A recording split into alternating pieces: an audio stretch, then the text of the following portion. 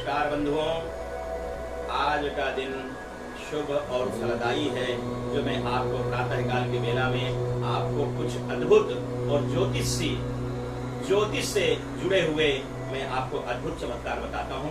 और ज्योतिष में ऐसे ऐसे ज्ञान के भंडार हैं, ऐसे ऐसे सावधानियां हैं कि अगर उनको आप बराबर बरतते हैं, अगर उनको ध्यान में रखते हैं तो आपके हर कार्य सफल हो जाए।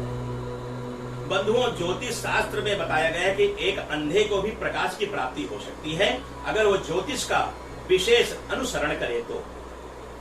ज्योतिष शास्त्र को साक्षात भगवान सूर्य बताया गया है, प्रकाश बताया गया है, चमत्कारिक चक्षु बताई गई है। ध्यान देना, ज्योतिष शास्त्र बार बार बताता है कि आप जो भी शुभ मांगलिक कार्य करें वह अद्भुत तिथियों में, चमत्कारिक नक्षत्रों में और अद्भुत मुहूर्त में वह आप जो भी कार्य प्रारंभ करेंगे वह कार्य आपका 101% सफलता पूर्वक सफल होगा। अगर आपको ज्ञान की परिभाषा में अगर मैं समझाऊं, इसका कहना है ये कि निर्विघ्नता पूर्वक वह कार्य सफल हो जाएगा। तो आपको क्या करना है? बहुत सी ऐसी हमारे शास्त्रों में कृष्ण पक्ष, शुक्ल पक्ष में तिथियां हैं, जिन तिथियों में हमें कुछ अच्छे काम करने चाहिए, कुछ नहीं करने चाहिए, कुछ अच्छे मुहूर्त करने चाहिए, कुछ नहीं करने चाहिए।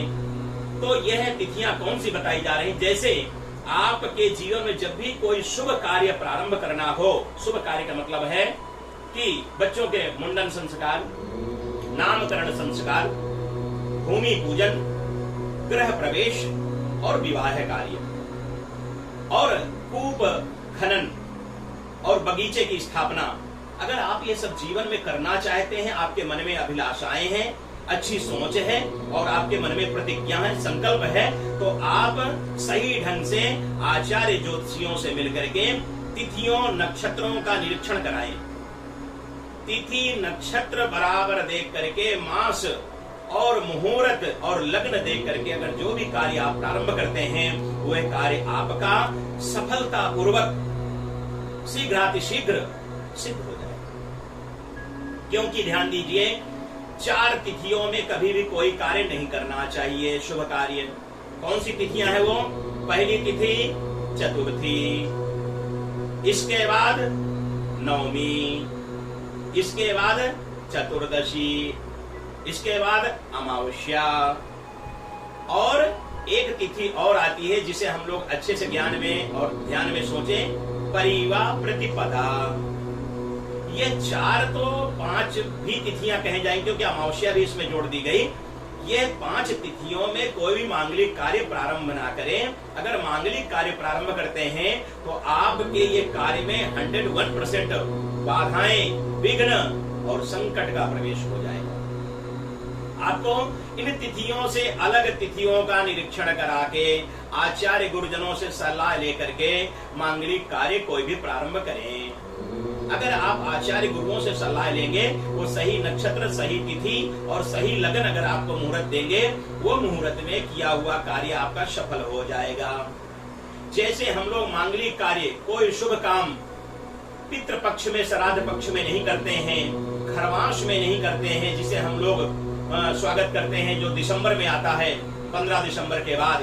15 दिसंबर से लेके 15 जनवरी के बीच में हम लोग खरमास, मलमास ऐसा नाम देते हैं।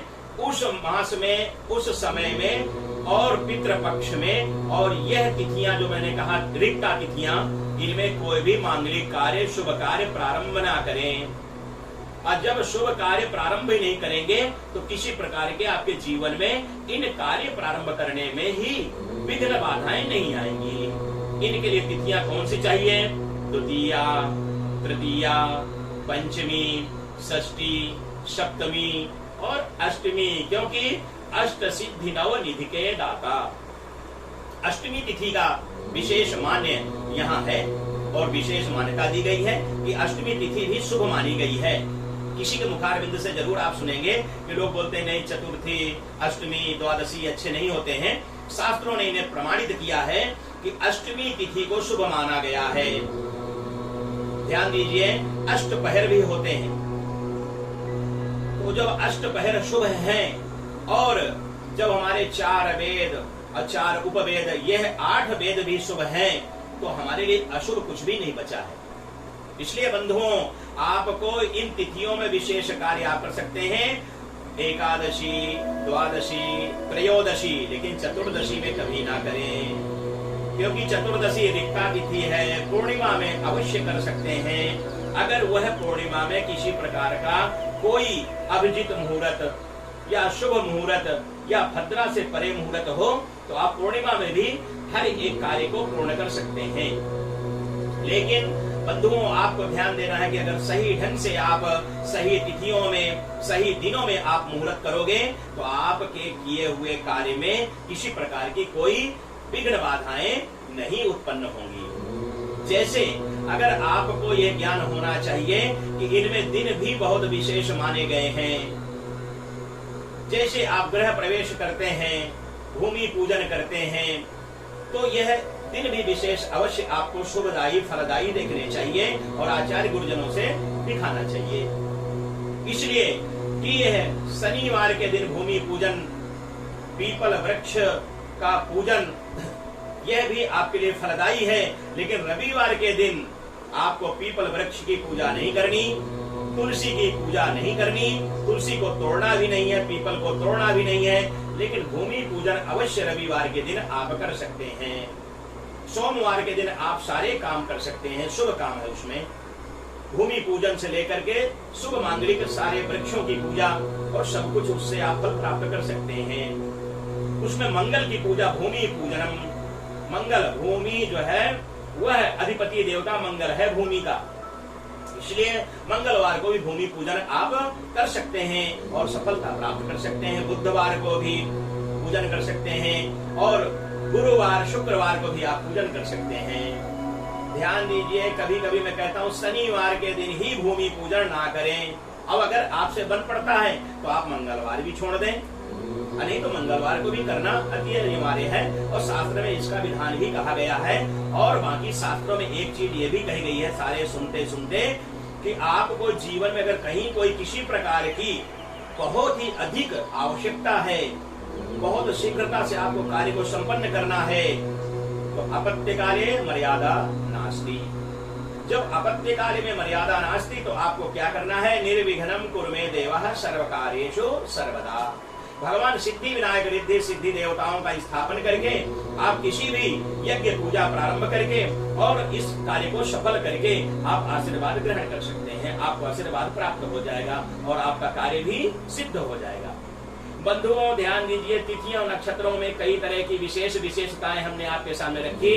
जैसे अब बहुत तिथियों में, बहुत नक्षत्रों में, बहुत दिनों में क्षौर क्रिया, बाल का मुंडन कराना या दाढ़ी बाल बनवाना, ये भी निर्धारित किए गए हैं कि हमको किस दिन करने चाहिए, किस दिन नहीं करने चाहिए। ये ध्यान दीजिए, अपने बच्चों को आप सब लोग ये जानकारी स्वयं रखें और बच्चों को भी जानकारी सिखाएं कि मंगलवार के दिन, शनिवार के दिन, गुरुवार के दिन कभी भी क्षौर क्रिया ना कराएं, मुंडन संस्कार ना कराएं और दाढ़ी बाल ना बनाएं।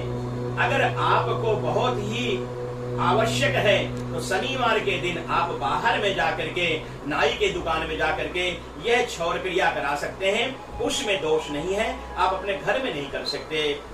अब आप कहेंगे घर में कौन कौन से दिन में करें, तो आपके लिए सारे दिन दोषित बताए गए हैं, लेकिन शास्त्रों में कुछ परिभाषा बताई गई है कि कुछ दिनों में आप यह कर सकते हैं। सोमवार, बुधवार, शुक्रवार और रविवार।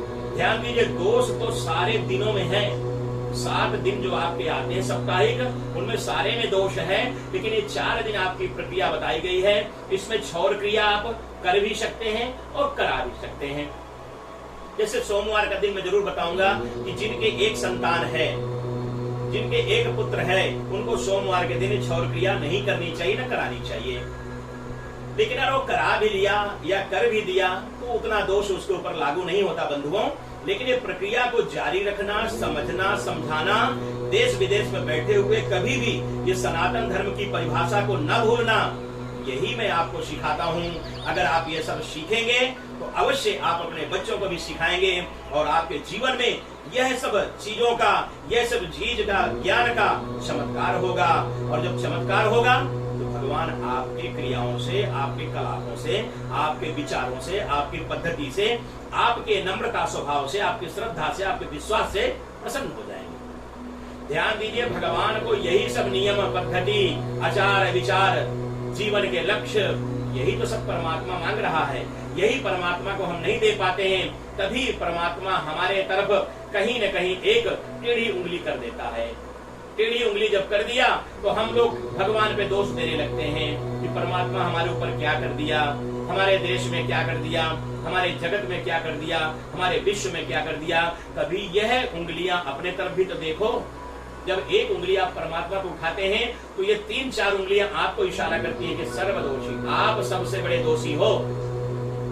इसलिए अगर उन दोषों को हम समझें तो हमको ये सारी प्रक्रिया अपनानी चाहिए, तो आप दोष से मुक्त हो जाएंगे और आपके जीवन में परम भक्ति, परम श्रद्धा, परम विश्वास की प्राप्ति हो जाएगी। जब परम भक्ति, श्रद्धा, विश्वास की प्राप्ति हो जाएगी तो यही भक्ति, यही श्रद्धा, विश्वास आपको परमात्मा से जोड़ देगा। परमात्मा से जोड़ने के लिए आपको क्या करना है कि ज्यादा से ज्यादा इस वीडियो को शेयर करना है, ज्यादा से ज्यादा इसको सब्सक्राइब करना है और ज्यादा से ज्यादा इसको लाइक भी करना है। लेकिन बंधुओं, फिर आपको यही मैं बार बार आदेश भी दूंगा और मैं आग्रह भी करूंगा कि आप कृपया अपने सुझाव, अपनी टिप्पणियां उस जो बही खाता मेरा है YouTube का, उसमें जरूर लिखते जाएं। क्योंकि वो बही खाता मेरे हिसाब का है, मैं उसमें सब देखता रहता हूँ कौन क्या लिखता है। इसलिए आप अपने सुझाव, अपने विचार और अपने अपने आदेशों को भी आप लिख सकते हैं, आग्रह निवेदन को भी लिख सकते हैं। जरूर मैं उनका स्वागत करूंगा, सम्मान करूंगा और आग्रह निवेदन के साथ मैं आपको और आगे से आगे जानकारी देता जाऊंगा। आज के लिए बस इतना ही इस वीडियो में मैं आपको कहूंगा। पुनः आपको आचार्य शुक्ला YouTube चैनल में सबके लिए नमस्कार। ओम शांति शांति शांति।